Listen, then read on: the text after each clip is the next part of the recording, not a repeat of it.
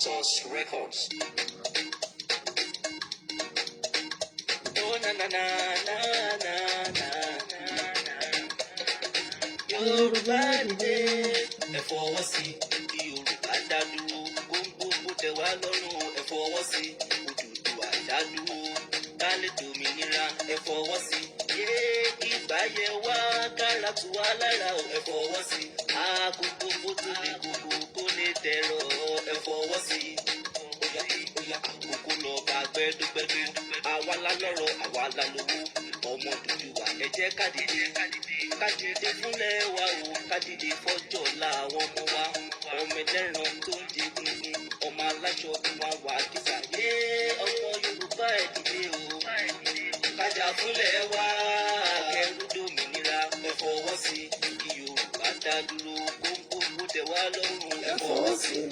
Yorùbá dá dúró, ká lè dòmìnira, ẹ fọwọ́ sí. Yé kí ìgbà yẹ wá, kára tù wá lára o, ẹ fọwọ́ sí. Àkókò tó lè kókó kó lè dẹ̀rọ̀, ẹ fọwọ́ sí. Ṣèbí tọmọdé bá tó lọ́kọ, ó yẹ kó lọ́kọ ni. Tọmọdé bá tó láńdà, ó yẹ kó fún ní òun. It's time for us to stand. Yorùbá land ẹ máa sùn wá. Kájùmọ̀ gbé ilẹ̀ wa ni. Kájùmọ̀ gbé iṣẹ́ wa ni o. Ẹ jẹ́ ká dìde kájà fómìnira wa. Yorùbá ronú o. Yorùbá ronú o. Ẹ jẹ́ kájà fómìnira wa. Iṣẹ́ lè wà fáwọn ọmọ wa. Gbogbo kó lè tẹ́ wá lọ́rùn o. Ẹ fọwọ́ sí.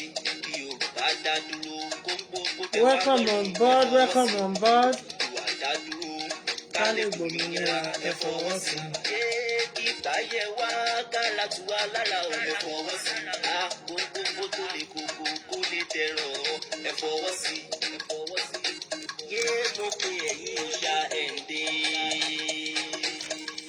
Ifá ẹ̀là mímọ́, Ọbàtálá, Ọ̀rúnmìlà, Odùduwà, Ògún, Ṣàngó, Ọbalúayé, Èṣù, Yábẹ̀tà, Ọlọ́mọ, Onílẹ̀, Iyemọja, Ọ̀ṣun, Ọya, Ajé, Ológun, Ìwà, Àyàó, Ọba, Ọ̀tì, ẹ dìde, a ti ṣe tán, ẹ dìde fòmìnira wa.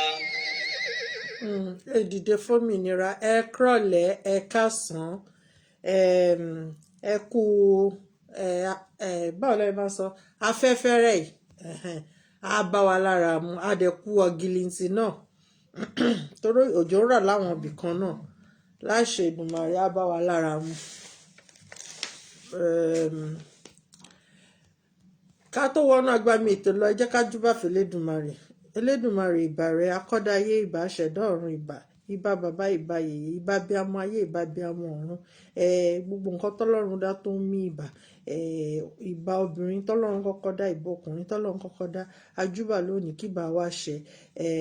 A wá fẹ́ wọnú agbami ètò lọ ní wákàtí mo rárá mílẹ̀, mo béèrè fún àkọ̀tun agbára. Ọlọ́run Elédùmarè wá gbé àkọ̀tun agbára wọ̀ mí.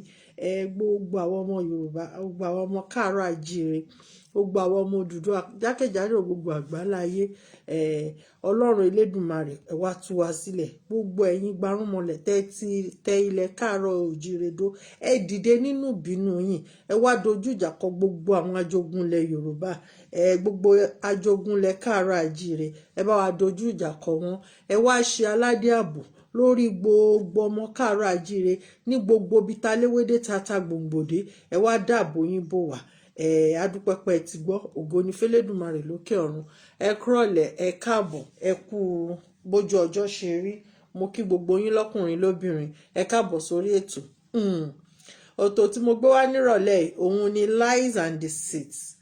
Irọ́ àti ẹ̀tàn, irọ́ àti ẹ̀tàn ọmọ aráyé, irọ́ àti ẹ̀tàn ọmọ Ádámọ̀, irọ́ àti ẹ̀tàn àwọn tán pera wọn ní àwọn àgbààgbà nílẹ̀ káàárọ̀ oòjíire, irọ́ àti ẹ̀tàn àwọn politician nílẹ̀ káàárọ̀ oòjíire, irọ́ àti ẹ̀tàn àwọn western world lórí àwa ọmọ káàárọ̀ oòjíire lórí gbogbo ọmọ Nàìjíríà pátápátá, irọ́ àti ẹ̀tàn tí wọ́n ń lò fún wa, lies and deceit.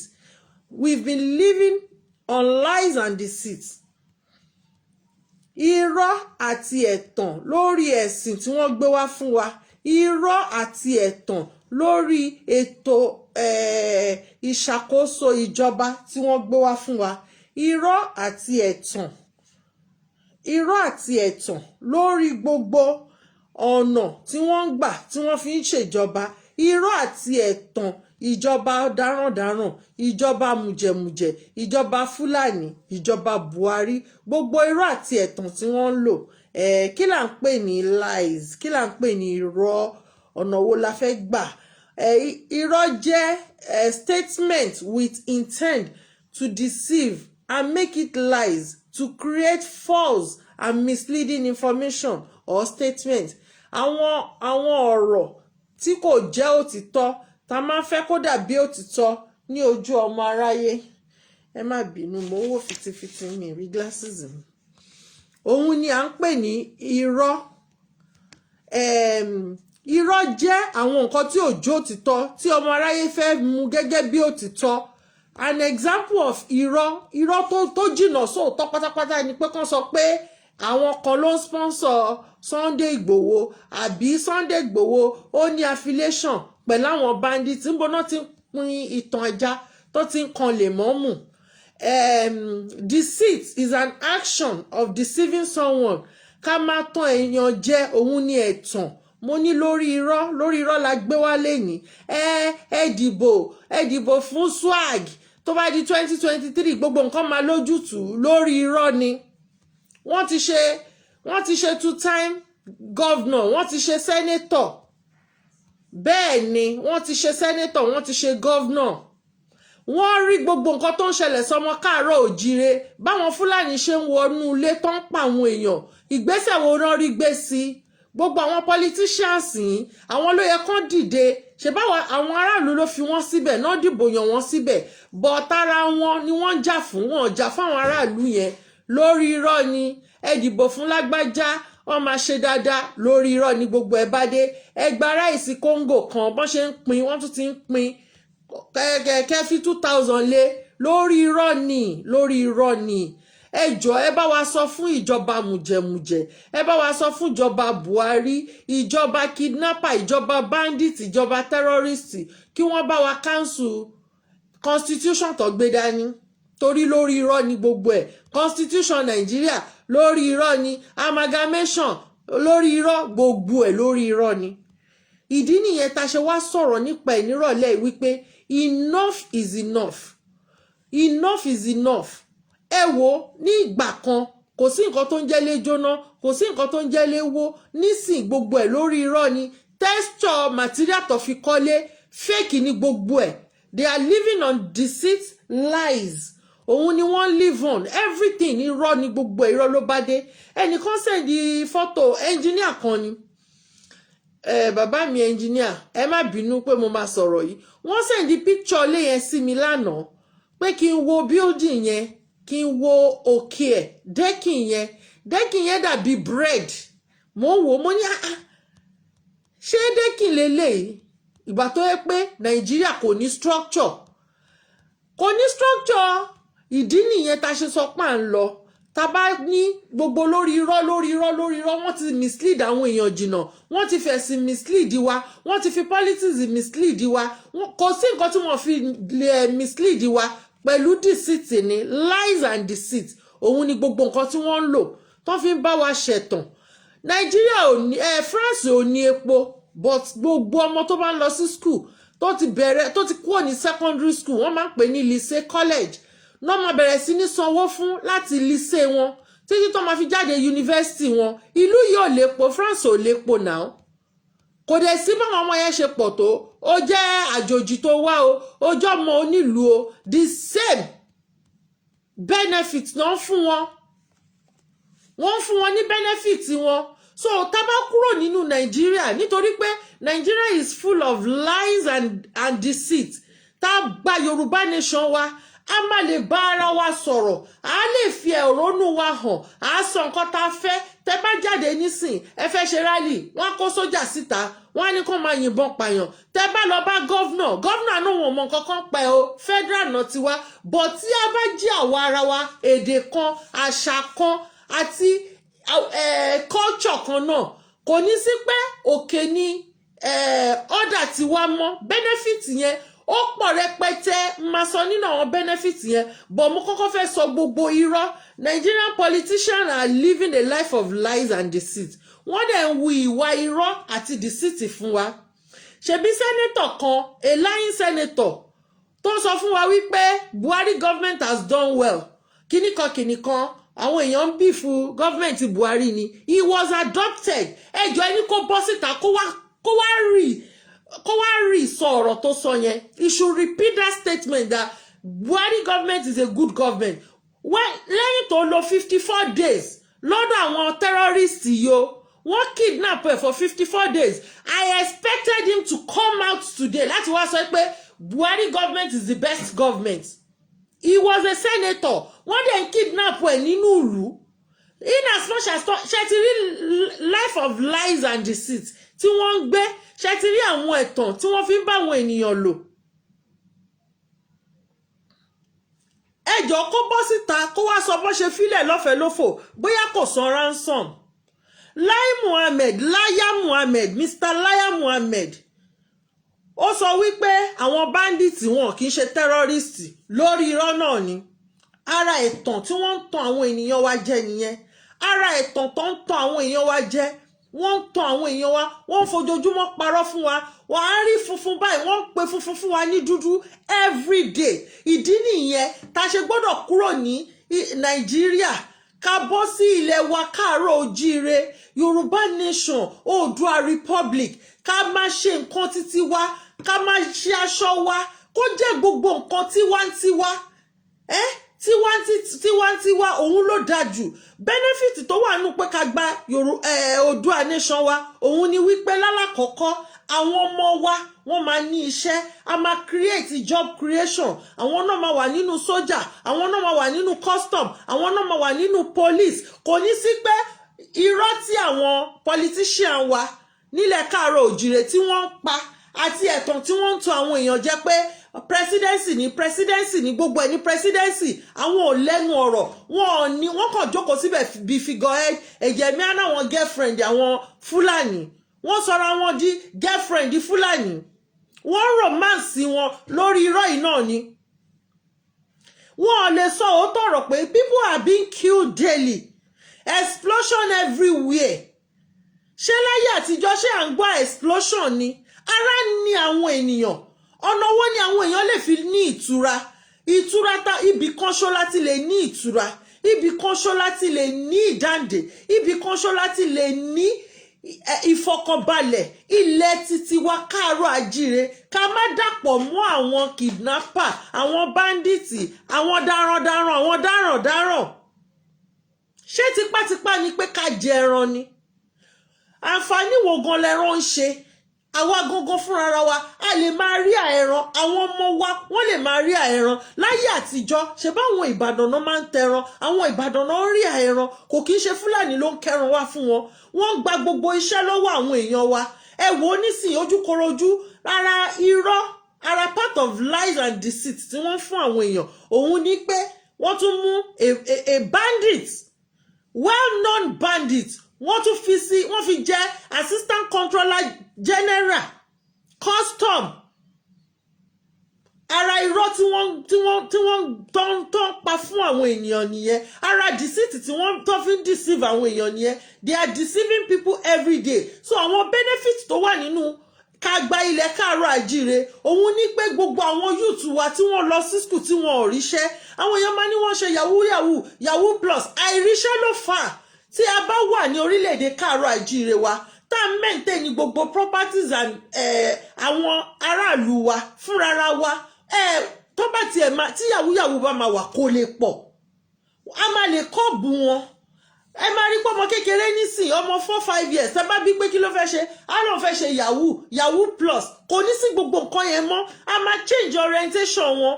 Ìgbà tó bá jẹ́ pé àwọn ọmọ wa ló wà ní sójà, àwọn ọmọ wa ló wà ní custom, àwọn ọmọ wa ló wà ní police, àwọn ọmọ wa gbogbo iṣẹ́ ministry gan àwọn ọmọ wa náà máa wà ń bẹ̀ nítorí pé wọ́n qualify. A ní wá wò ó ní pé torí pé ó jẹ́ ọmọ lágbájá, a máa wo qualification wọn náà máa fi ní.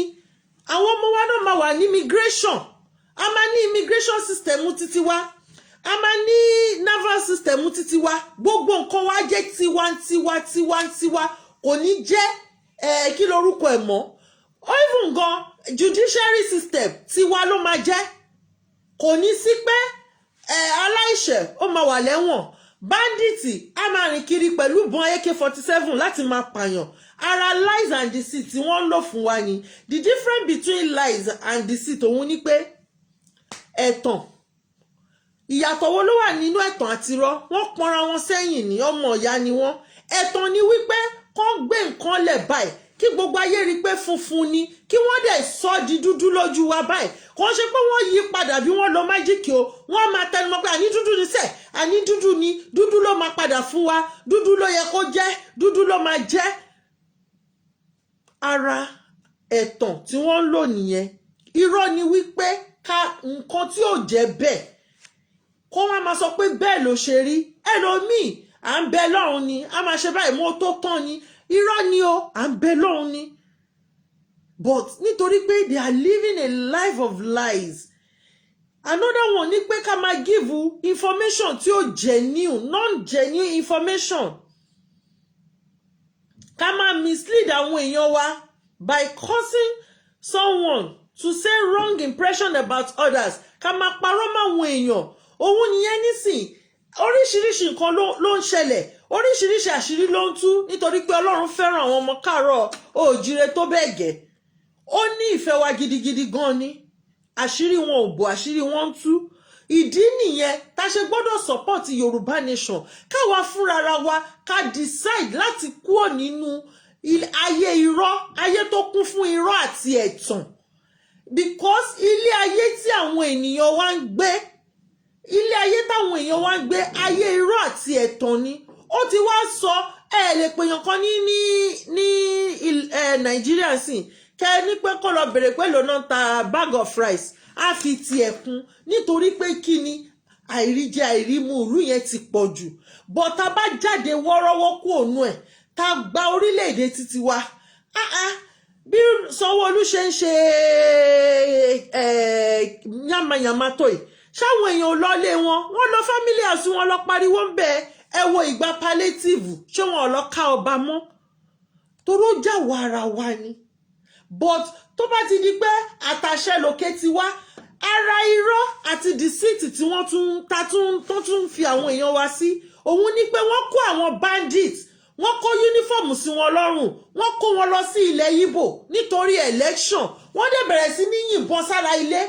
I have that video, mo dẹ̀ máa tọ́jú video evidence yẹn dáadáa.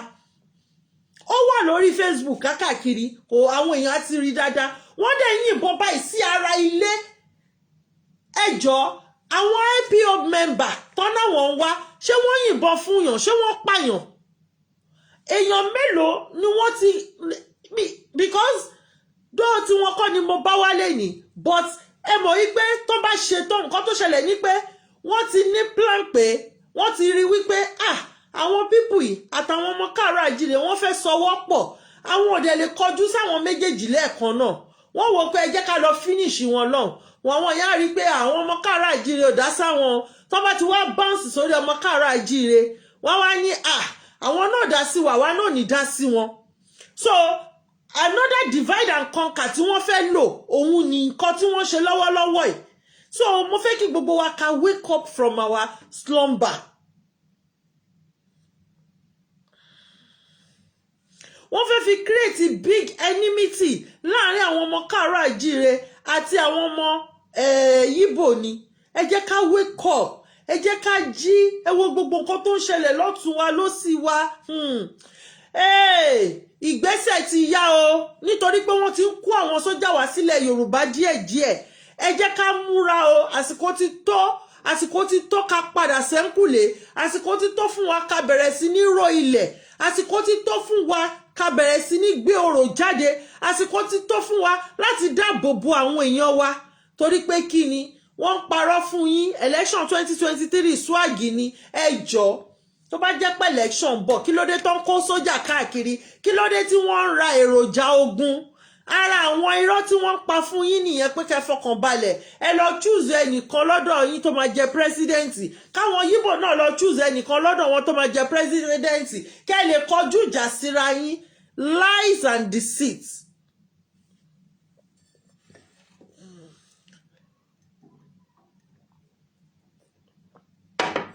Lies and deceit. Àwọn lies and deceit tó ń lò fún wa nìyẹn o.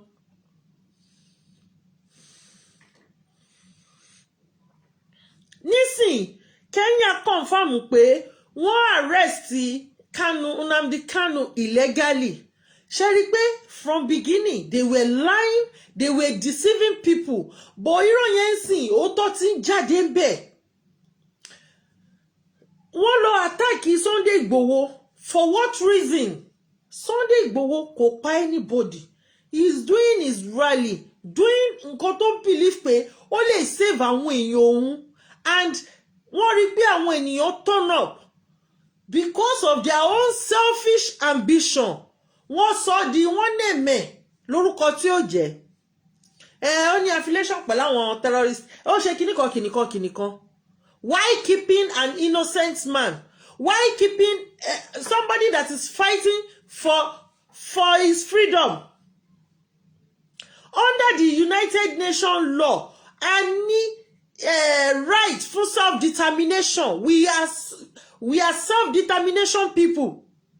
We want to determine our own future. We want to determine our own nation. We want to determine our own life.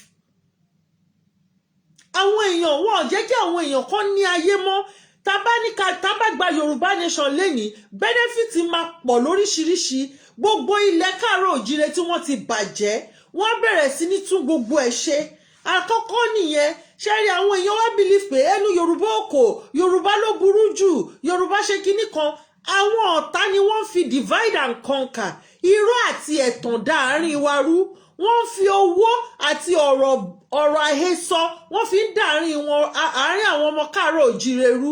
Ẹ jẹ́ ká jí nínú oorun tá à ń sùn. Ìdí ni wípé tí a bá ti bẹ̀rẹ̀ sí ní wake up ń sìn téèyàn bá gbọ́rọ̀ wá tó bá sọ pé kí lẹ́jọ́ sọ débẹ̀. Ẹ gbọ́rọ̀ yín máa lọ. Lágbájá sọ pé ẹ̀jẹ̀ ó sọ. Lágbájá ni betrayer. Ẹ̀jẹ̀ ó jẹ́ betrayer. Tí wọ́n ṣe fáwọn betrayer. Kò sí wàhálà ń bẹ Ògún àjà Ṣàngó àjà gbogbo ẹ̀ ló máa jà. Ọ̀ṣun ṣẹ̀ǹgẹ̀ṣẹ̀ olóòyà ayàn àjà. Omi àjà. Ó dàbí ọ̀rọ̀ ẹnìkan tájọ́ sọ̀rọ̀ mú ní ìdájọ́ ọwọ́ ni ti tèmi. Kò dìgbà tó bá ń lu gbàgbàgbàgbàgbà ni. Ẹ pé gbólóhùn sínú ayé onítọ̀hún kó máa lọ. Because ẹ̀jẹ̀ aláìṣẹ̀ ó ń sunkún gidi fún ẹ̀san. Ẹ̀san ti ń ké. Ẹ̀san ń ké. Ẹ má jẹ́ kẹ́san ké lórí àwọn innocent people. Because àwọn people yìí náà wọ́n ò jókòó. Yorùbá ní ẹni tó ń pè ó dákẹ́ olóhùn gbàgbọ́ ya. Kí ni bàbá Akíntóyè ṣe tí wọ́n tún lọ fi attack ilé bàbá Akíntóyè? Kí ni reason tí wọ́n ṣe fẹ́ pa bàbá Akíntóyè? All because máa yí front ká gba republic wa ká gba nation wa a ní Ọlọ́run ṣàánú. Kí ni bàbá yìí ṣe fún àwọn ènìyàn wọ̀nyí? Nítorí àtẹnujẹ nítorí ẹ̀dẹ̀ ń jẹ ọjọ́ ọ̀la àwọn ọmọ yín ẹ̀ ń jẹ mọ́ ń jẹ. Kí ni wọ́n lọ attack ilé bàbá yẹn fún? Àìmọye àwọn èèyàn ni wọ́n pa o. Àwọn sójà àwọn Fúlàní bandit àwọn terrorist tó kó uniform sí lọ́rùn as a soldier tí wọ́n ń pa àwọn èèyàn ní Anambra wọ́n kó wọn lọ sí Adamawa tí wọ́n ti kidnap àwọn èèyàn l'Adamawa wọ́n ti pa àwọn èèyàn l'Adamawa wọ́n ti pa àwọn ènìyàn rẹpẹtẹ but wọ́n kó wọn lọ sí Anambra. Ẹ̀yin ọmọ káàárọ̀ àjíire ẹ jí o. Tó bá finish ní Anambra ṣé mo kọ́ mo sọ fún yín pé wọ́n ń lo ilox wọ́n rù wọ́n bọ̀ nílẹ̀ káàárọ̀ àjíire. Ẹ má jẹ́ kó wọ́n pa àwọn èèyàn wa ní fọ́nàfọ́nṣu. Ẹ má jẹ́ kí wọ́n pa gbogbo ògo adúláwọ̀ tán nítorí pé àwa ni ìmọ́lẹ̀ ògo adúláwọ̀. ẹ wo gbogbo àwọn other African country náà ti bẹ̀rẹ̀ nísìn àwọn ìlú yẹn sìn kò sí ìsinmi àwa wí tán ibi tí mo ti ń sọ pé tí lies and deceit ti ń bọ́ta President America wá sọ wípé wọ́n monitor election wọ́n warn against election ẹjọ́ wọ́n warn against killings wọ́n sanction against kidnapping wọ́n sanction against raping. Lies and deceit, lies and deceit. Ayé tó kún fún irọ́ àti ẹ̀tàn, ayé tó kún fún irọ́ àti ẹ̀tàn.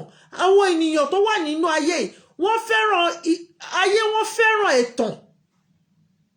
Torí gbogbo 2023 swag, 2023 swag.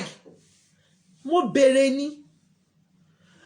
Company mélòó ni wọ́n ti kọ́?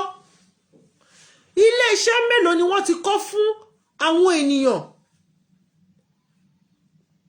Màámi Olúwadára sí mi mo rí yín ẹ káàbọ̀.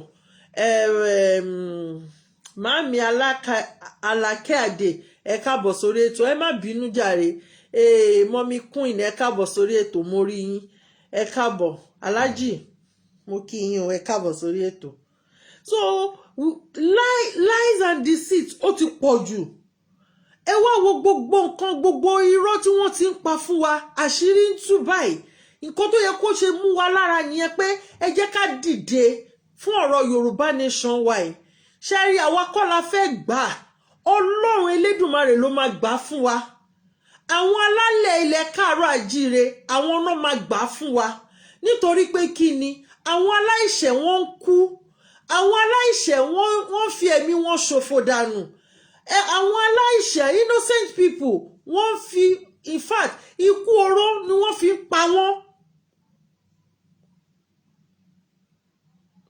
Ẹ wo how many years ago 4 years ago tó fẹ́ ṣe election àwọn èèyàn wọn ń jí pátápátá pint ó di pé àwọn sisi àwọn single mothers wọn ò lè wọ pint mọ́ after the election everything calm. In other parts of the world wọn kì í lo èèyàn kan tó win everybody máa lọ vote ni. Why is it that ẹnìkan sọ pé devil ó lọ kọ́lé sílùú yẹn ibẹ̀ ni ó ń gbé irọ́ inú àwọn èèyàn ló ń gbé ìwà àwọn èèyàn ní kẹ́ wo ìwà wọn ni ìwà gangan la máa sọ̀rọ̀ nípa ẹ̀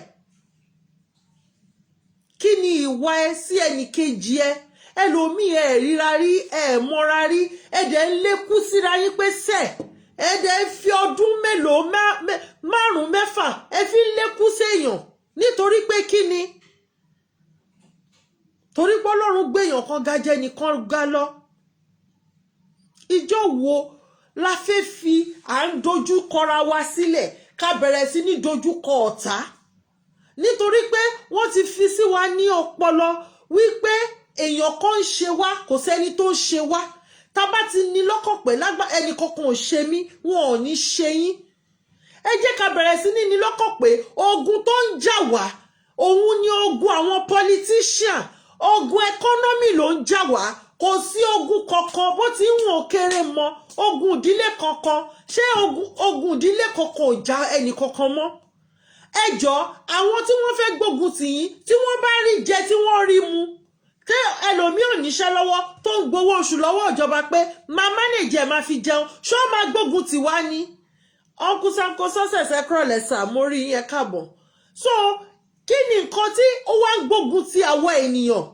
economy problem ló ń gbógun tì wá kí ni nǹkan tó ń gbógun ti àwọn ènìyàn àwọn political system yẹn òun gangan ló ń gbógun tì wá kò kí ń ṣe ọ̀tá kankan kò ń ṣe ayé kankan economy àti àwọn political system yẹn òun gangan ni problem ta ní nílùú yẹn àwọn ìránṣẹ́ Ọlọ́run wọ́n ti fi irọ́ àti ẹ̀tàn wọ́n ti fi ba ayé ọ̀pọ̀lọpọ̀ jẹ́ wọ́n ti fi irọ́ àti ẹ̀tàn ba ayé ọ̀pọ̀lọpọ̀ jẹ́ lies and deceit ìyá kan ló ń ṣe ọkọ kan ló ń ṣe ìyàwó kan ló ń ṣe meanwhile economic problem la ní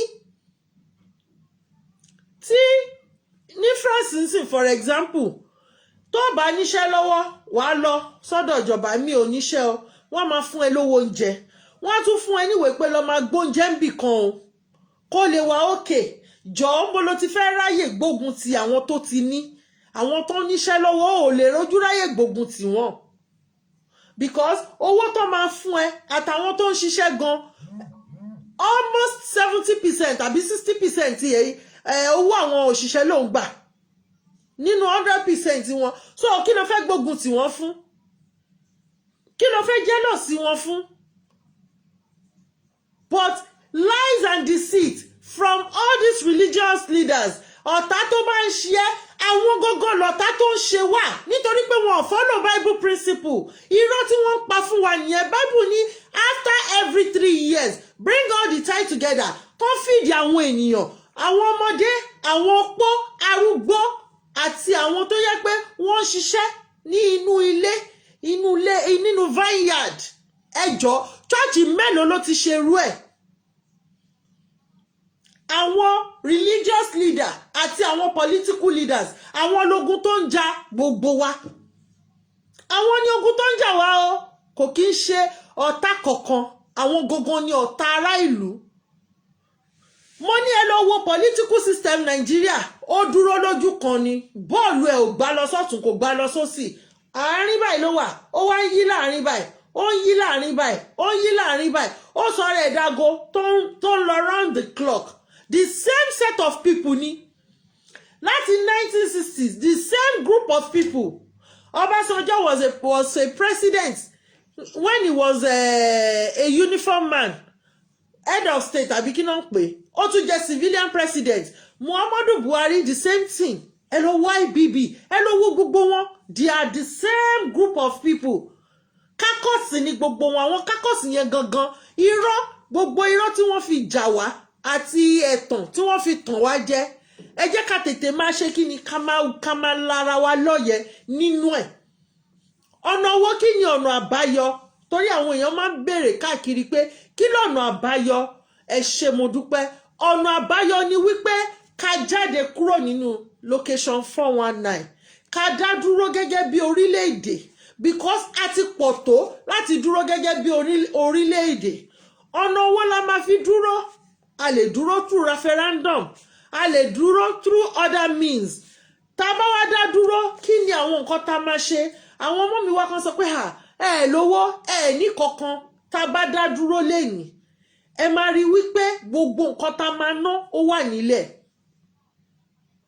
ẹ lọ wo gbogbo bí tí wọ́n ti gbẹ́ ilẹ̀ nílé Ìṣà tán ti wá góòdì wọ́n bà gbogbo bẹ̀yẹn jẹ́ ni wọ́n ò tún ṣe wọ́n ò cover ẹ̀ débi wípé ó di adágún odò ó ń fa oríṣiríṣi àrùn sáwọn aráàlú yẹn lára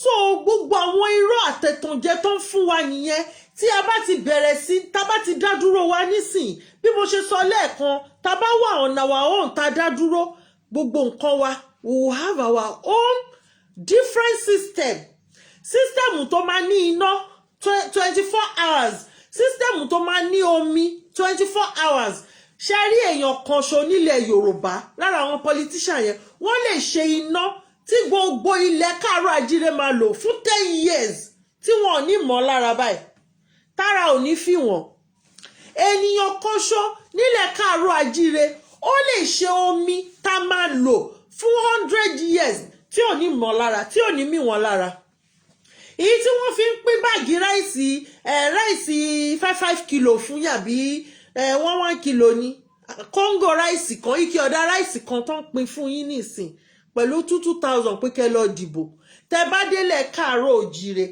ẹ̀tọ́ yín ni ẹ máa lọ máa gbà á ni torí pé ẹ̀tọ́ yín ni gẹ́gẹ́ bí ọmọ káàárọ̀ òjíire ẹ máa ní ẹ̀tọ́ sí láti máa lọ gba oúnjẹ ẹ máa ní ẹ̀tọ́ sí láti kàwé ọ̀fẹ́ ẹ máa ní ẹ̀tọ́ láti rí iṣẹ́ gidi ṣe because wọ́n ti ṣe rí bàbá Awólọ́wọ̀ ti ṣe rí ó dẹ̀ work system yẹn dẹ̀ máa tún work the same system ni ó tún máa wà more elaborated than èyí tí wọ́n lò ní those days.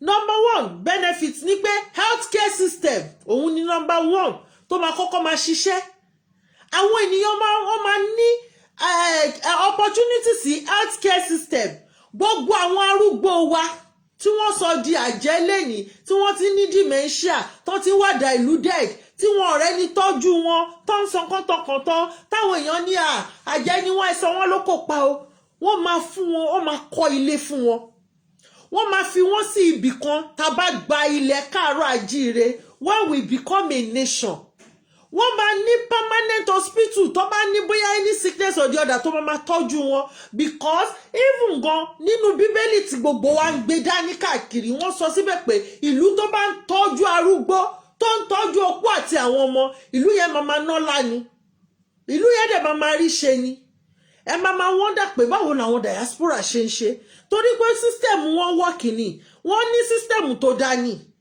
wọn lọ bèrè lọ́wọ́ àwọn èèyàn kan pé wá bá wa ṣe àwọn náà ń ṣe nǹkan wọn fúnra wọn continuity dẹ̀ máa wà nítorí pé kí ni ohun tí Táyé bá ṣe tó gbé sílẹ̀ pé mi ń ṣe rìpítà o àwọn ará Nàìjíríà ní rìpítà mo ti ṣọdún 4 mi o mo fẹ́ máa lọ o Ìdòwú Mr. B ó yẹ wá gbé o Mr. B á wà wò pé ń bo ni Táyé ń bo ló bá ṣẹ́ dé òkè ibi ni ẹ jẹ́ á continue ká parí iṣẹ́ yẹn.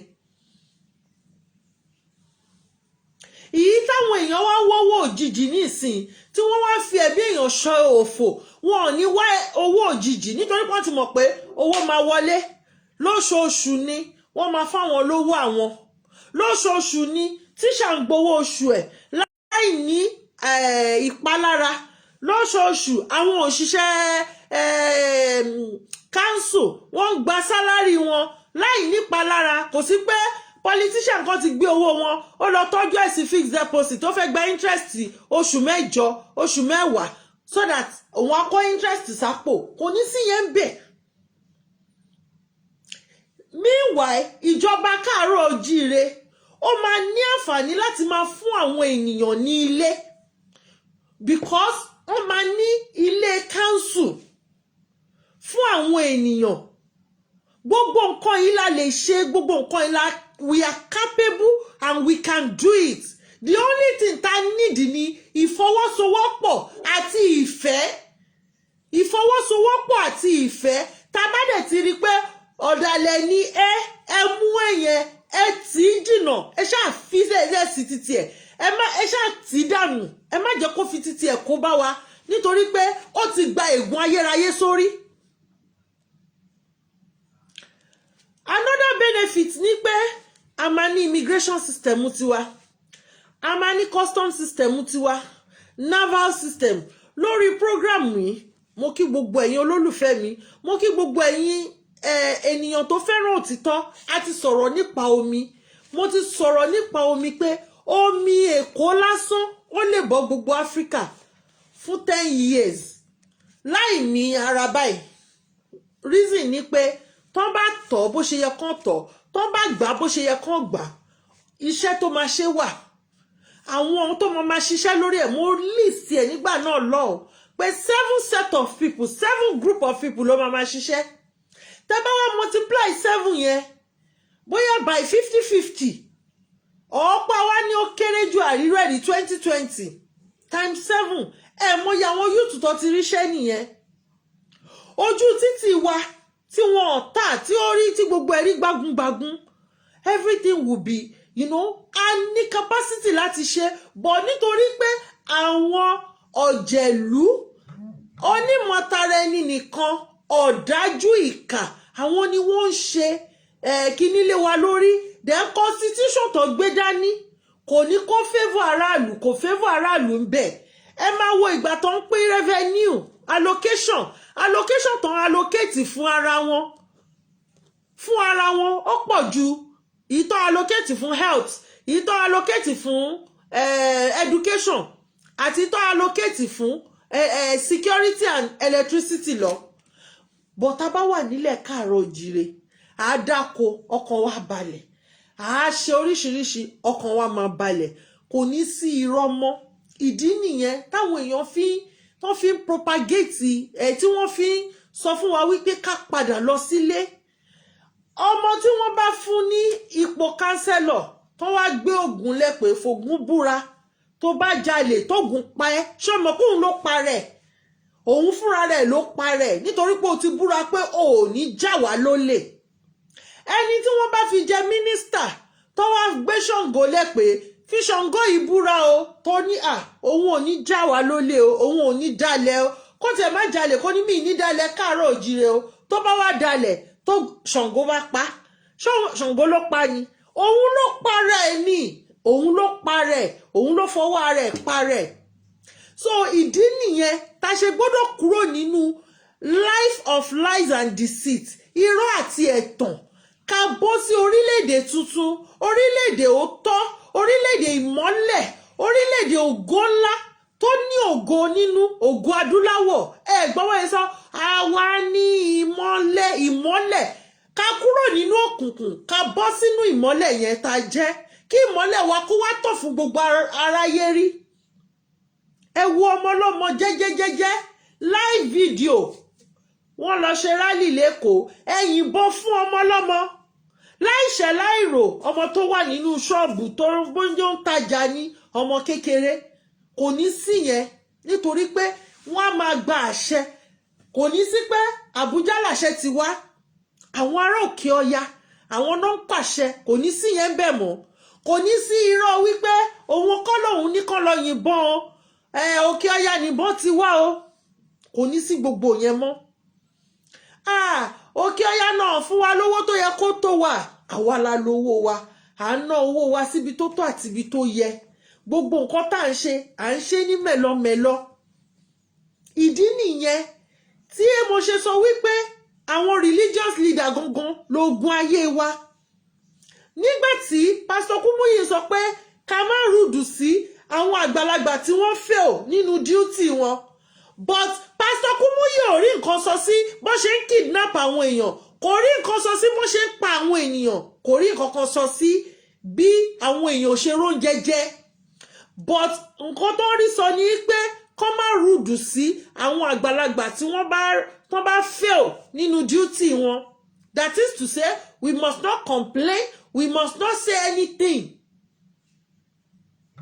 Ara ogun tó fi ń jà wá náà nìyẹn o ara irọ́ àti ẹ̀tàn wá ní Bíbélì lòdì sí irọ́ àti ẹ̀tàn ni.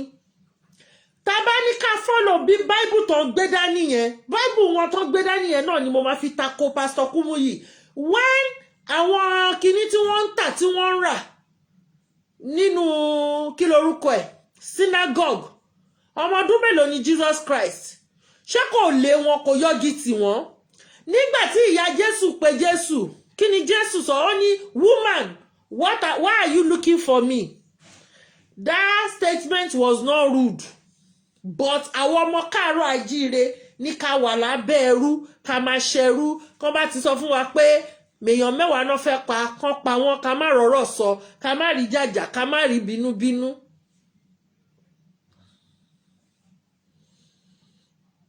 Àwọn religious leaders yìí ẹ̀tàn àti irọ́ òun ni wọ́n fi ń ṣe ẹ̀sìn tí wọ́n ń ṣe. Àwọn tí wọ́n gbẹ́sìn wá gan wọn ò ṣẹ̀sìn yẹn mọ́ they don't even believe in Jesus Christ. Àwọn tí wọ́n gbé wá gangan wọn ò believe in it. Àwa ìlàgbé sórí o àwọn ọmọ Israel àwọn tó jẹ́ Israelite gan they don't believe in Jesus Christ but àwa la gbé sórí wọ́n ti fi tàn wá jẹ hallelujah ogun tó wà níwájú yín ogun rẹ̀bẹ̀tẹ̀ ni ogun tó wà níwájú àwọn ènìyàn ni ogun àwọn politician àwọn elders olè àwọn elders ìkà àwọn elders onímọ̀tara ẹni nìkan àwọn politician tó yẹ pé tara wọn nìkan ló mọ̀ àwọn religious leaders tó yẹ pé private jet wọn nìkan ló important sí wọn àwọn ọmọ wọn kó wọn lọ sí abroad kó máa fowó tẹ̀yìn ń dá fún wọn kó fi máa rán àwọn ọmọ tí wọ́n lọ sí school ẹ̀yin dẹ̀ ń jìyà àwọn ìyá mi ataná máa kiri wọ́n á kiri ata tó wọ́n rán ọmọ lọ sí yunifásitì àwọn ọmọ yẹn ò ní ríṣẹ́ ẹ lọ bá pásítọ̀ àlògùn ni company mélòó ni pásítọ̀ kọ́ tó fi ní káwọn èèyàn máa ṣiṣẹ́ pẹ̀lú àdúrà owó tó ń gbà ṣebí Bible sọ pé táìtì yẹn kó fi fáwọn èèyàn lóúnjẹ ni kò ń ṣe oúnjẹ pé kó so oúnjẹ fún wọn wọ́n lè fi ṣe àwọn nǹkan kan táwọn èèyàn máa ní opportunity ṣebí gbogbo àwọn chọ́ọ̀chì náà ní school ìgbà tíjọba tó ti fẹ́ẹ̀lì ń diṣẹ́ wọn ńbo ni wọ́n kọ sínú Bible pé kí ṣọ́ọ̀ṣì máa ní skúlù o ẹjọ́ àwọn chọ́ọ̀chì mélòó anyway ibi tí bá wà ní máa sọ cathedral mo máa ń sọ cathedral náà máa ń pe church in France tourism center ni tourist ni wọ́n tourist center ni cathedral France tourist center ni àwọn tourist lè máa bá ń bẹ̀ tẹ́nirò ni wọ́n lọ́wọ́ adé àwọn ọba wọn àwọn aṣọ tí wọ́n wọ̀ ní ayé àtijọ́ nǹkan tí wọ́n fi ènìyàn then gbogbo àwọn sculpture tí wọ́n build sára ògiri làwọn èèyàn lọ wò àti àwọn nǹkan tí wọ́n kọ sí lára then history ìlú nǹkan tó ṣẹlẹ̀ nílùú yẹn bí ìlú yẹn ṣe jẹ́ bó ṣe ṣe revolution wọn òun làwọn èèyàn lọ fi ń wò ń bẹ̀.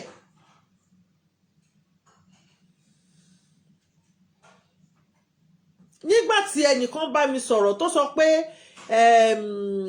kí lorúkọ ilé àwọn kí lorúkọ wọn underground ọ̀dọ̀ ibì kan ṣá ni nínú ìlú yìí ibẹ̀ ni wọ́n ti ń ṣèpàdé lọ́dọọdún mo wá rántí pé àbúrò dádì mi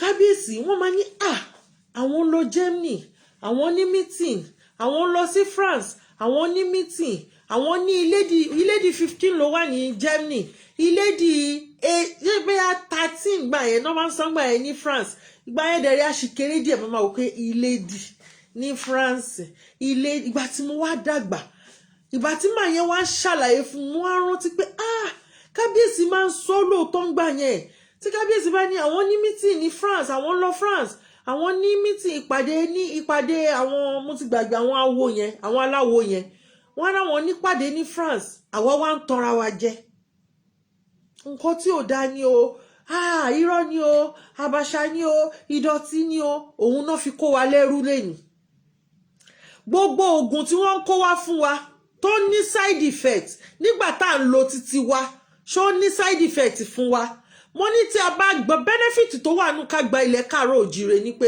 we go back into our own tiwantiwa mi títì ní France nsìn made in France làwọn èèyàn ń jẹ wọ́n ń pe bio kí ló ń jẹ́ bio natural food àwọn ogun wa jẹ àwọn fertilizer food mọ́ natural food ló wá ń jẹ gbogbo àwọn natural food yẹn wọ́n wá ń send ẹ̀ wá ìgbà tí wọ́n bẹ̀rẹ̀ vaccine AstraZeneca náà kọ́kọ́ bẹ̀rẹ̀ wọ́n ní wọ́n ló ń kọ̀ tí blood o wọ́n ní kinní kan ní o tẹ́bálẹ̀ fóònù mọ́ fóònù ń dúró ń bẹ̀ o ó ṣe kinní kan wọ́n gbé kúrò lẹ̀ ń bọ́ náà wọ́n rù wá sí ilé aláwọ̀ dúdú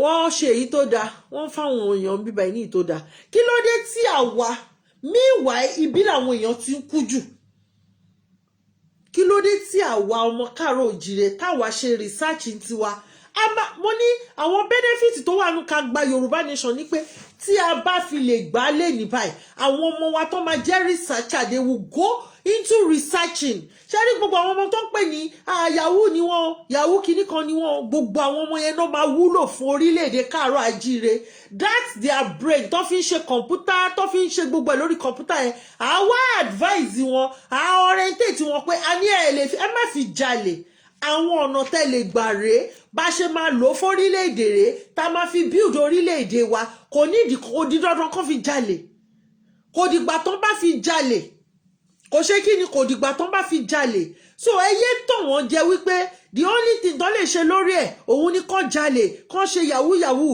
kán ṣe gbá kán ṣàwo àìmọye lòmíì tí ò ṣe yahoo tó yẹ pé wọ́n wà yín tó kí lorúkọ ẹ̀ yìí ṣe bó dàbí shares ni mo ti gbàgbé bitcoin táwọn ọmọ yẹn dẹ̀ make owó ń bẹ̀ ó kàn jẹ́ wípé nígbà míì àṣejù àwọn èèyàn wa òun ló máa ń jẹ́ kó fall victim I am not supporting them pé kó máa ṣe yahoo èmi ò ń support olè ló bọ ọmọ jẹ́ mi dẹ̀ ní ever support yahoo láíláí but àwọn ọpọlọ tọ́lọ́run fún wọn tó ń lò yẹn tí wọ́n bá mú ọ̀daràn nílùú òyìnbó wọ́n á mú dúró ọpọlọ tó ń lò tó fẹ́ fi máa hùwà ọ̀daràn yẹn wọ́n á fi sẹ́wọ̀n wọ́n á bẹ̀rẹ̀ sí ní béèrè question lọ́wọ́ ẹ̀ wọ́n á máa béèrè gbogbo ẹ̀ lọ́wọ́ ẹ̀ wọ́n á bẹ̀rẹ̀ sí ní make research ẹ wo gbogbo àwọn ọmọ tó ń build mọ́tò ẹ wo gbogbo àwọn ọmọ tó ń build aeroplane tá a bá gba nation wa wọ́n á wúlò fúnlẹ̀ káàárọ̀ àjíire bọ̀ tó bá wà ní dọ́tà mi mo rí ẹ káàbọ̀ sórí ètò tí wọ́n bá wà nílẹ̀ káàárọ̀ òjíire tó bá wà nílẹ̀ káàárọ̀ òjíire wọ́n á wúlò fún ara wọn wọ́n á wúlò fún ìlú yẹn wọn ò ní jalè wọn ò ní ṣojú kòkòrò torí gbogbo nǹkan tó ń fẹ́ òun ni wọ́n máa rí education wa wọ́n á tún tò a máa ní good education system láyé àtijọ́ mo sọ mo ní àwọn èèyàn máa ń lọ technical school mo rántí pé ẹ̀gbọ́n mi ó lọ technical school printing ló lọ ṣe ń bẹ̀ ó ṣe tán kò tí ì ṣe tán gan ibi tó ti lọ ṣe IT ibẹ̀ náà ti retain ẹ̀ tó ti ń ṣiṣẹ́ ó ń ṣiṣẹ́ ń bẹ̀ o títí tó fi sọ pé òun ò ṣe mọ́ òun fẹ́ open printing press títí ẹ̀ náà ṣe ti rí láyé ìgbà yẹn àwọn èèyàn ń ṣiṣẹ́ printing àwọn èèyàn ń ṣiṣẹ́ plumber àwọn èèyàn ń ṣe painter láyé ìsìn èèyàn mélòó ló ń ṣe nítorí pé wọ́n ti frustrate wọ́n ti rí pé ẹ lè rí nǹkan gidi mú jáde bẹ́ẹ̀ meanwhile nǹkan gidi wà bẹ́ẹ̀ if you want to become a painter in this country o máa lọ sí school o máa ní diploma if you want to be ordinary cleaner nínú ìlú yìí o gbọ́dọ̀ ní diploma because o gbọ́dọ̀ mọ gbogbo àwọn product tó ń lò àwọn chemicals tí wọ́n mix together láti fi ṣiṣẹ́ cleaning wọn kò sí iṣẹ́ náà tó fẹ́ ṣe nílùú yìí wọ́n máa make sure pé o lọ sí school o ní diploma so kò wá sí meanwhile tó bá lọ school yẹn o láti lọ gba diploma yẹn o tí bẹ̀rẹ̀ iṣẹ́ o wọ́n máa fún ẹ lówó kò ṣe pé o kàn ń lọ láti lọ fara jìyà ẹ wo ọmọ mi níbi tí Ọlọ́run kẹwàá pẹ̀lú ọgbọ́n àti òyedé ọmọ ọdún 10 ló máa bẹ̀rẹ̀ sí ní kọ́ṣẹ́ iṣẹ́ mechanic by the time tó bá pé 15 years ó ti perfect ó ti in fact ẹni tó lọ sí school tó lọ ṣe mechanical engineering gan kò mọ spare part tó ibi tẹ́ni tó ṣe mechanical engineering tó ti ń fi kí lorúkọ ẹ̀ test mọ́tò kí lorúkọ ẹ̀ ní ọmọ tó bá ti wò ó tó bá ti start ó ti mọ nǹkan tó ṣe ó ti ṣe ó ti clean ó ti ṣe everything we have this brain we can build our nation kó máa compete pẹ̀lú America tí a bá tó bó ṣe yẹ ká tó àmọ́ tẹ́ bá pélé alóhun Christian o ẹjọ́ àwọn great grandparents yẹ ṣé Christian ni wọ́n ni kí àwọn òyìnbó kọ́ tó gbé Christianity kọ́ tó wá fi kó wa lẹ́rú àti kí lorúkọ ẹ̀ Islam kọ́ tó wá fi kó wa lẹ́rú abẹ́mọ̀ kan wá fi kó wa lẹ́rú ni ìgbà tí mo tẹ̀ níjẹta tí mo tẹ̀ wá gbọ́ ṣáàtì tí mo lánàá ṣé ìjẹta àbánà ni ṣáàtì tí mo ṣe lánàá mo tún wá rò pé ti ẹ̀ dúró ná what rubbish wọ́n ló dúdú àwa láti Mẹ́kà ẹjọ́ àwọn wo ló wà Mẹ́kà tó jẹ́ dúdú yàtọ̀ sáwọn àjòjì tó lọ síbẹ̀ àwọn Árábù wọn dúdú náà àwọn Árábù wo ló dúdú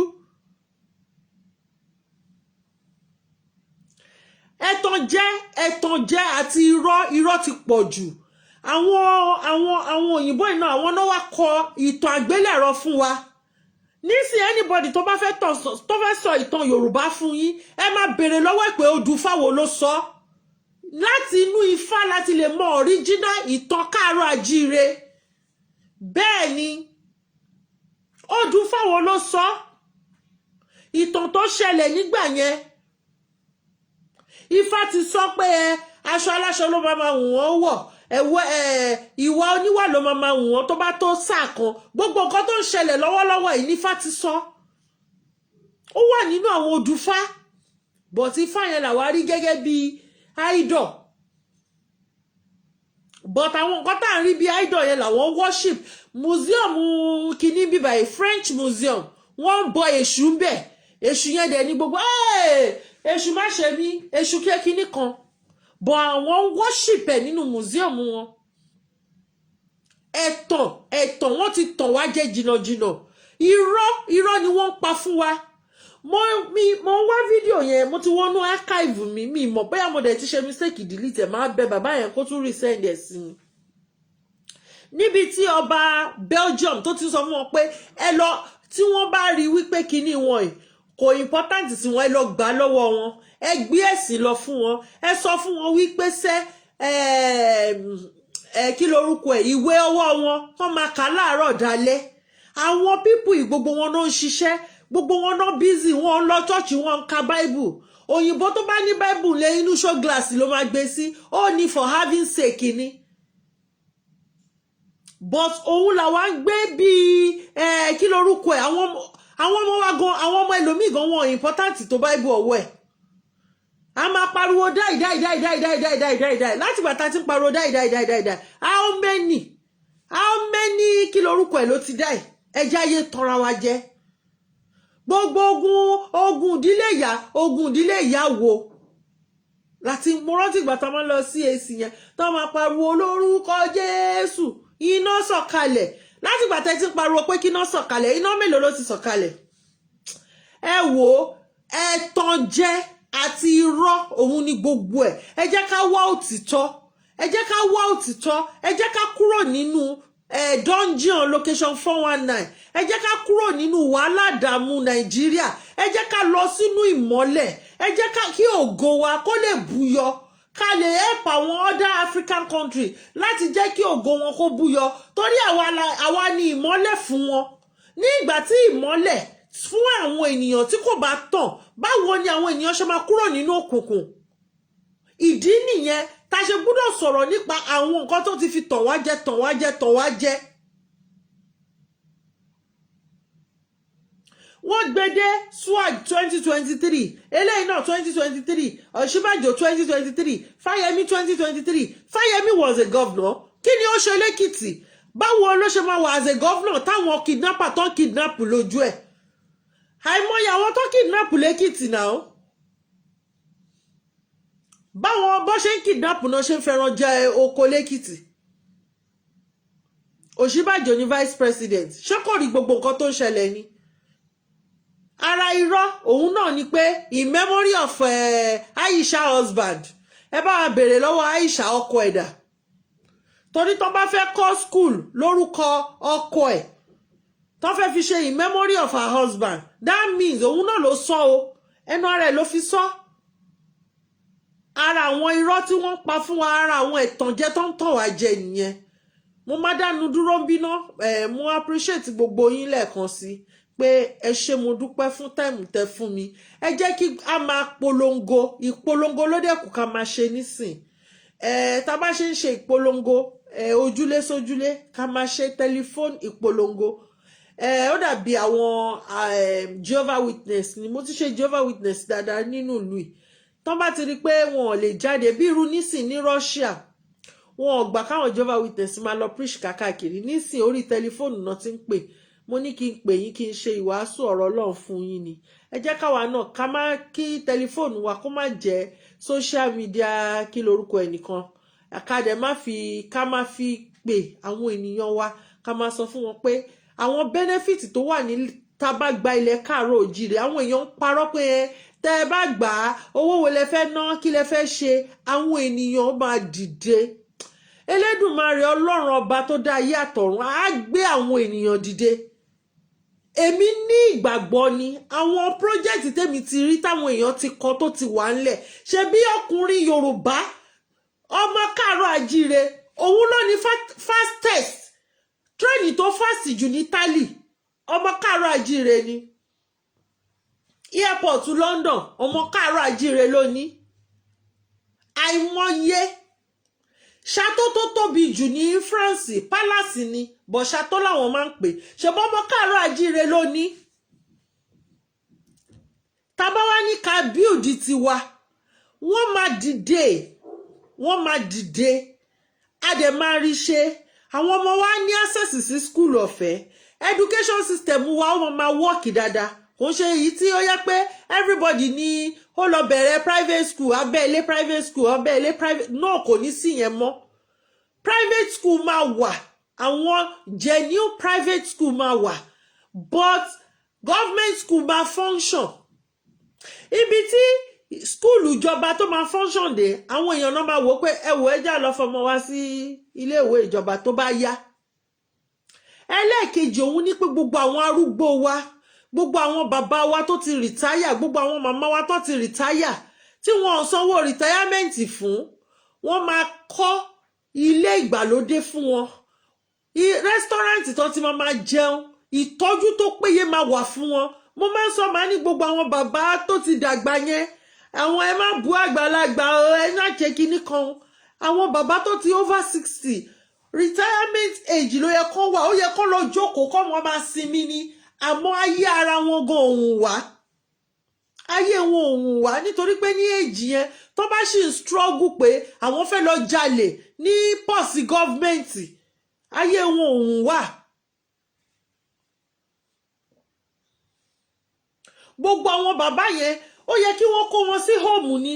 Àwọn ọ̀dọ́ wa obìnrin nurse wọ́n á gba nọ́ọ̀sì fún wọn, àwọn ọ̀dọ́kùnrin nurse wọ́n á gbà fún wọn, tó máa tọ́jú wọn, wọ́n wo ìfúnpá wọn láàárọ̀, oúnjẹ tó ń gbọ́dọ̀ jẹ, àwọn oúnjẹ tó yẹ kágbàlagbà máa jẹ, táìmù tó yẹ kó máa jẹun sí, táìmù tó yẹ kó ṣe exercise, wọ́n máa kọ́ recreation center fún wọn, ibi tó ti máa ṣe exercise tí ò ní rẹ̀ àwọn arúgbó wa, ibi tí wọ́n ti máa gbà tó bá ti ṣe exercise tán, gbogbo àwọn ìtọ́jú tó péye á wà fún wọn.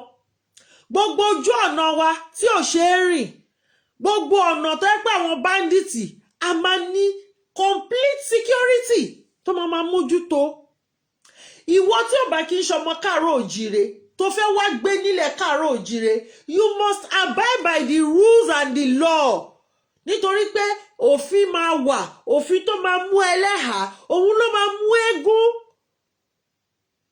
Another benefit ni pé gbogbo àwọn youth wa tí wọn ò ríṣẹ́ ṣe lénìí, àwa la máa ní custom kìíní wa, a máa ní community policing tó wà very important, job creation máa wà láti bẹ̀.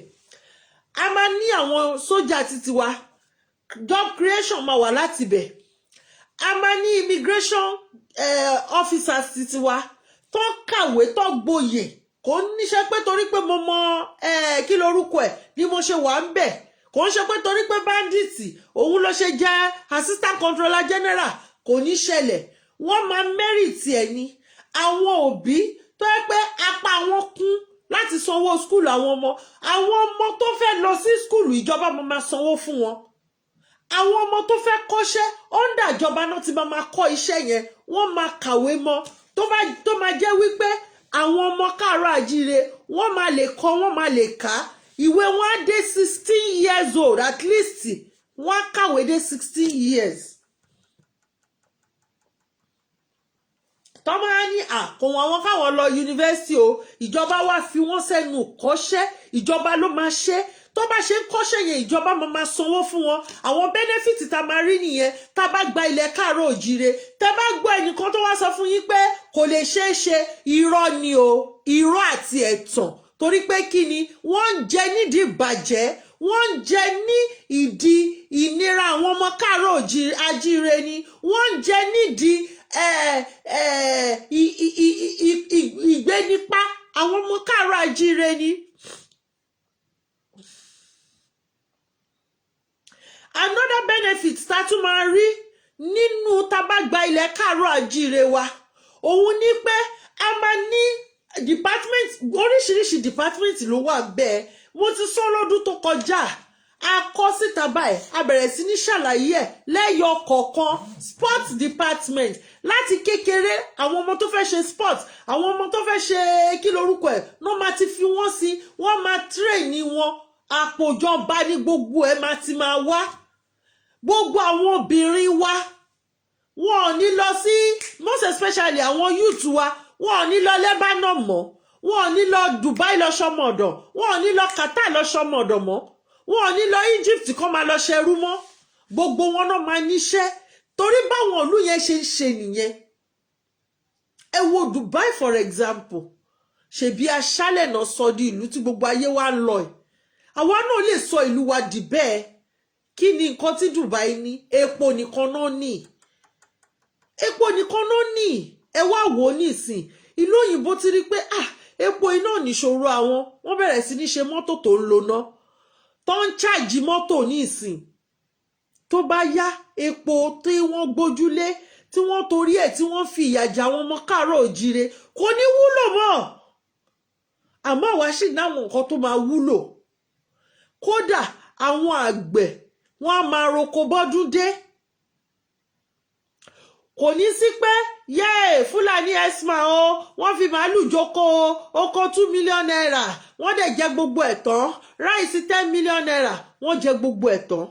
Láti ìgbà tí aláyé ti dáyé ni a ti ń gbẹ láti ní oko ta ti ní oúnjẹ tiwa. Àwọn Ọ̀jẹ̀bú gàrí àti obì ni a mọ̀ wọ́n fún, àti iṣu ni wọ́n máa ń gbìn, àtàwọn ẹ̀fọ́. Àwọn Abẹ́òkúta àwọn náà ní irú, àwọn náà ní kí lorúkọ ẹ̀ Kampala, àwọn náà ń gbin ráìsì ọ̀fadà. Tó yẹ pé gbogbo ayé ló ń jẹ. Àwọn Ìbàdàn àwọn náà ní èlùbọ́ láfú, èlùbọ́ oríṣiríṣi. Bísínẹ̀sì wọn ni tó mọ̀ nípa ẹ̀, àgbàdo ọkà bàbà.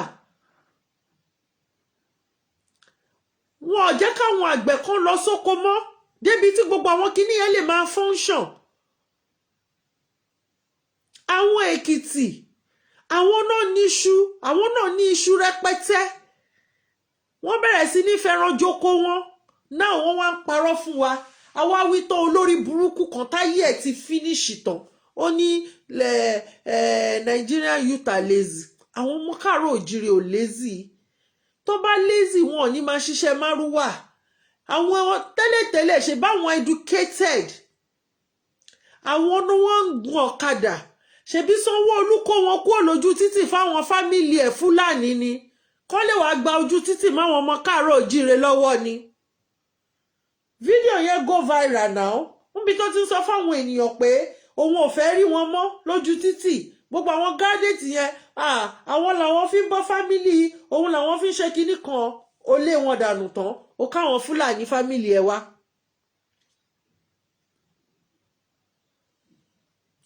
So ìdí ni ta ṣe ń sọ̀rọ̀ nípa àwọn benefit tó wà nínú ká gba ilẹ̀ káàárọ̀ òjíire. Ó wà very important. Kò yí ọ̀pọ̀lọpọ̀ àwọn ènìyàn, ẹ̀rù ń bà àwọn ènìyàn. Wọ́n rò wọ́n máa kó wa kúò, wọ́n máa kó wa kúò lórí ilẹ̀ káàárọ̀ òjíire. Orí ilẹ̀ yẹn la máa wà. Ìjọba máa bẹ̀rẹ̀ sí ní gbé ìgbésẹ̀. Wọ́n á wo gbogbo àwọn ilé, wọ́n á tún gbogbo ẹ̀ ṣe. Ẹ wo àwọn ẹlòmíì, wọ́n á kọ́ ilé ẹyọ kan, wọ́n á kọ́ sórí 5 plot of land. Wọ́n wá náà ṣe gáréèjì rẹpẹtẹ ìgbà tí ẹ̀ sanwó kí lorúkọ ẹ̀ insurance mọ́tò. Àní jara wa ló lè mọ̀. Ká bá ti ń ṣọ́ insurance mọ́tò wa déédéé, tá à ń ṣọ́ ilé wa, tí ilé kan ní problem kan, tí insurance ti wá tún ṣe, tán ti wá wò, tán ti wá tún ṣe. Gbogbo àwọn benefit yẹn la máa rí nílẹ̀ káàárọ̀ òjíire. Ẹ jẹ́ ká yé, ẹ má jẹ́ ká bá wọn pe ọ̀bọ láwùrà bí báwo lẹ́yìn sọ Yorùbá yẹn. Ká má bá wọn jọbọ láwùrà. So irọ́ àti ẹ̀tàn òun ni gbogbo àwọn political leader yìí. Tó bá gbé áńgẹ́lì látọ̀run, tó bá gbé wá pé kó wá rúùlù Nàìjíríà, the same problem ni, the same old story. Kí ló dé tó yẹ pé láti 1960 tó ti gba independence wọn ò lè dáná ṣe. Láti 1960 tí wọ́n ti gba kí lorúkọ ẹ̀, wọn ò lè dá ọ̀nà ṣe. Wọn ò ní adequate hospital. Ẹ jọ̀ọ́ ẹ̀yin èèyàn mi, mo bẹ̀ yín ni, ẹ jẹ́ ká máa wàásù. Yorùbá nation yìí, òun ni the only way. Òun ni the only way. Ká gba ilẹ̀ káàárọ̀ òjíire wa, òun ni the only way. Bá ṣe ń gba òmìnira ilẹ̀ káàárọ̀ òjíire, ẹ jẹ́ ká máa gba òmìnira ọpọlọ o. For 200 years ni wọ́n ti fi ẹ̀sìn tàn wá jẹ. Ẹ jẹ́ ká máa gba òmìnira ọpọlọ náà. Ó wà very important. Ẹ ṣé mo dúpẹ́ gan, mo appreciate yín once again. Orúkọ tèmi náà kò yí padà o, Àbíyọ̀ Ọmọ́túnbí. Ó dìgbà kan náà. Bye for now. Bye.